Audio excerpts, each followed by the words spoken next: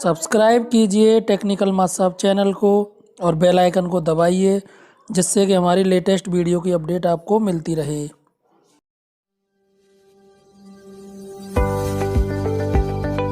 का सही क्रम है सुनना, बोलना, पढ़ना, लिखना। सुनना, बोलना, लिखना, पढ़ना। तो भाषा विकास का सही क्रम है सुनना, बोलना, पढ़ना, लिखना।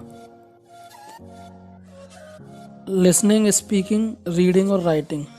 आदर्शला मॉड्यूल विशेष रूप से किन दो कक्षाओं के छात्रों में समझ का विकास करते हुए मजबूत आदर्शला रखने के दृष्टिकोण को ध्यान में रखकर तैयार किया गया है? तो इसका सही आंसर है कक्षा 1 और 2। आदर्शला मॉड्यूल कक्षा 1 और 2 के लिए तैयार किया गया है। आदर्शला में लर्निंग आउटकम की कितनी श्रेणियां बताई गई हैं? तो इसका सही आंसर है 3 श्रेणियां बताई गई हैं। आदर्शला में लर्निंग आउटकम की 3 श्रेणियां बताई गई हैं। इसका सही आंसर है 3।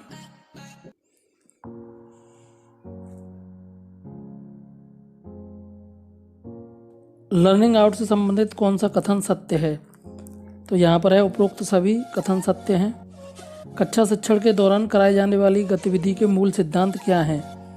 गतिविधि की रोचकता और चुनौतीपूर्ण कार्य से हो। कोई भी गतिविधि सीखने के 4 चरणों में पूरी कराई जाए। इसका सही आंसर है उपरोक्त सभी। ERAC गतिविधि के चरण हैं, इनका पूरा नाम है। तो इनका नाम है अनुभव, चिंतन, अनुप्रयोग और समेटना। यहाँ पर ऑप्शन पहला सही है, अनुभव, चिंतन, अनुप्रयोग, समेटना। आदर्शला मॉड्यूल के भाग 5 का मुख्य अंश क्या है? तो भाग 5 का मुख्य अंश है आकलन। तो आकलन इसका सही आंसर है।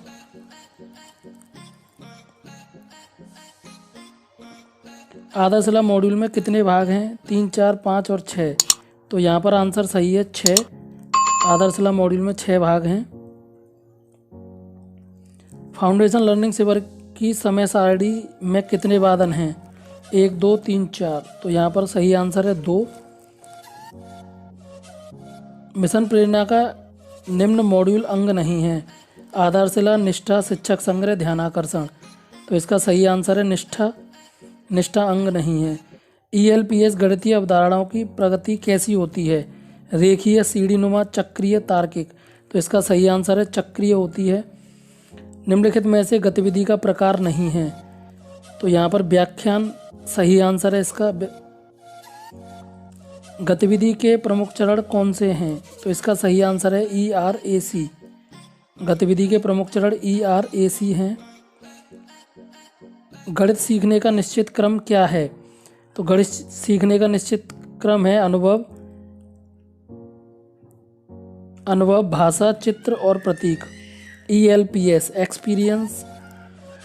भाषा, गणित तथा परिवेशी अध्ययन के लिए क्रमशः कितने केंद्रित लर्निंग आउटकम निर्धारित किए गए हैं? तो इसका सही आंसर है 4, 5, 4। 4 भाषा के लिए, 5 गणित के लिए और 4 पर्यावरण के लिए।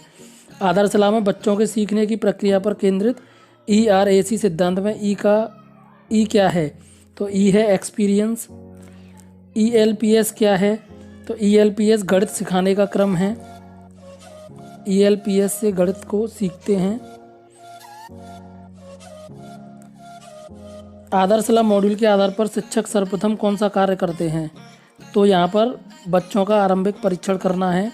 आदर्शला मॉड्यूल के अनुसार पहला कार्य हमें बच्चों का आरंभिक परीक्षण करना है। तो यहाँ पर आरंभिक परीक्षण करेंगे, ये सही ऑप्शन है इसका। Foundation learning. यदि आप अपने विद्यालय में शैक्षिक सुधार के लिए प्रयासरत हैं तो किसी नवाचार की स्वीकार्यता के लिए आपके मन में क्या प्रश्न होना चाहिए? तो यहाँ पर उपरोक्त सभी सही हैं। मुझे क्या करना है, यही क्यों करना है, इसमें से अपनी परिस्थितियों में कैसे अच्छी तरह करूं? तो उपरोक्त सभी। आकलन पत्र कक्षा 3 से 5 में वस्तुनिष्ठ तथा आत्मनिष्ठ प्रश्नों की संख्या है? तो इसका सही आंसर है 10, 5। 10 ऑब्जेक्टिव टाइप होंगे और 5 सब्जेक्टिव टाइप होंगे। प्राथमिक स्तर पर समूह निर्धारण में समूह B में आने वाले बच्चों के प्राप्तांक होंगे? तो इसका सही आंसर है 16 से 20। समूह A 21 से 45, समूह B 16 से 20 और समूह C 15 से कम। तो इसका सही आंसर है 16 से 20। भाषा विषय के शिक्षण के लिए प्रमुख केंद्रित लर्निंग आउटकम की संख्या 4 सही आंसर है इसका। प्रारंभिक स्तर पर आरंभिक परीक्षण प्रपत्र कितने पूर्णांक का होगा? तो इसका सही आंसर है 45 अंक, 45 अंक का होगा।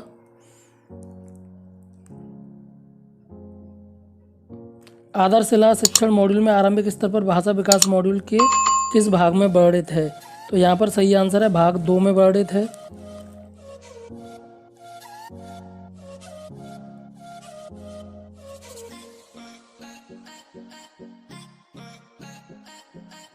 ERAC में आर का अर्थ है, तो आर का अर्थ है प्रतिक्रिया,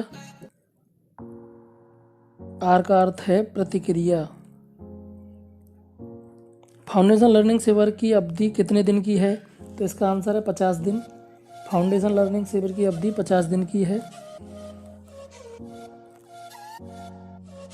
आधारशिला मॉड्यूल में मुख्यतः किन विषयों की बेहतर समझ विकसित करने के लिए रोचक जानकारी एवं गतिविधियों का समावेश किया गया है?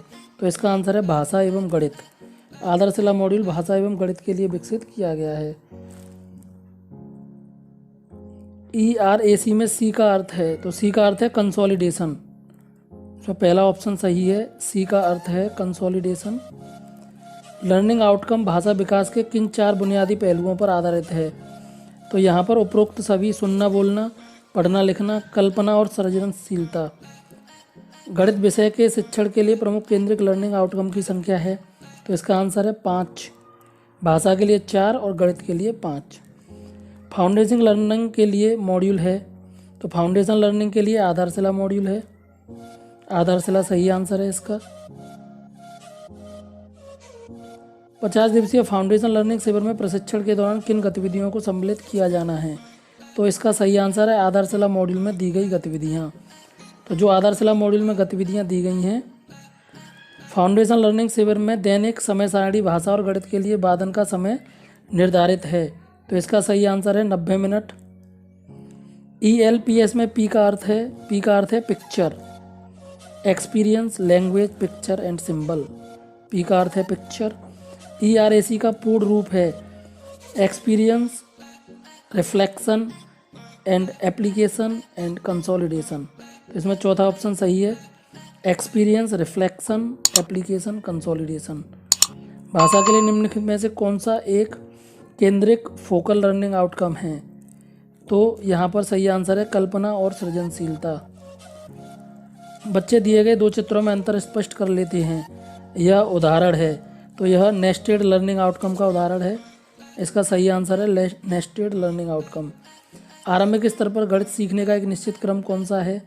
तो इसका सही आंसर है ELPS, experience, language, picture and symbol. आरंभिक स्तर पर प्रमुख रूप से हिंदी भाषा के कौशल कौन से हैं? LSRW, listening, speaking, reading and writing. LSRW भाषा सीखने का क्रम है। आधारभूत आकलन पत्र बनाने का सही समय है, तो सत्र के आरंभ में सही समय है। पहला प्रश्न देखते हैं, वर्तमान में आधारशिला मॉड्यूल किस कक्षा के लिए है? तो इसका सही आंसर है कक्षा 1, 2, 3 के लिए। संज्ञा, सर्वनाम, उपसर्ग, प्रत्यय के बारे में सीखेंगे, किस कक्षा की दक्षता है? 7, 4, 5, 6। तो यह कक्षा 5 की दक्षता है। जोड़ना, घटाना, गुणा, भाग, ये गणित की 4 मौलिक हैं। अवधारणाएं, प्रक्रियाएं, संक्रियाएं, आउटकम, तो ये संक्रियाएं हैं। छात्रों में लर्निंग आउटकम्स प्राप्त कराने के लिए शिक्षक को समय सारणी बनानी चाहिए। मासिक, वार्षिक, अर्धवार्षिक, साप्ताहिक, तो साप्ताहिक बनानी चाहिए। शिक्षक प्रतिवर्ष किस माह में 1 से 5 तक के बच्चों का प्रारंभिक आकलन करेंगे? तो इसका सही आंसर है अप्रैल में। प्रश्नों के प्रकार होते हैं 4, 6, 2, 5, तो इसका आंसर है 4। सीखना एक प्रक्रिया है, जटिल, सामान्य, लचीली, चक्रीय, तो इसका सही आंसर है चक्रीय। भाषा शिक्षण के लिए कितने केंद्रित लर्निंग आउटकम्स हैं? तो इसका सही आंसर है 4। भिन्नों का जोड़ घटाना किस कक्षा की दक्षता है, तो इसका सही आंसर है कक्षा 4 की। भिन्नों का जोड़ घटाना कक्षा 4 की दक्षता है।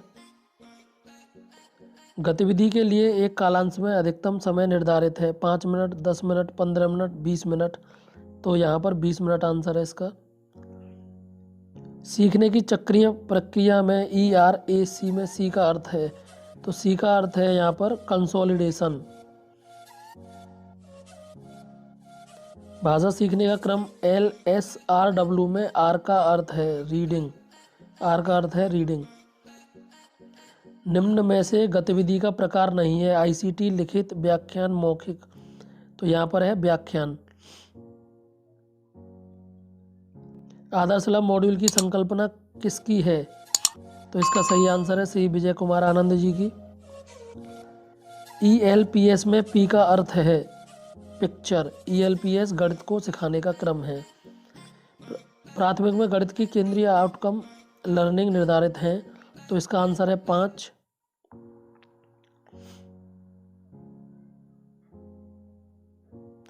कक्षा 2 के भाषा के एक कालांश में चिंतन के लिए कितना समय होना चाहिए? तो इसका आंसर है 10 मिनट।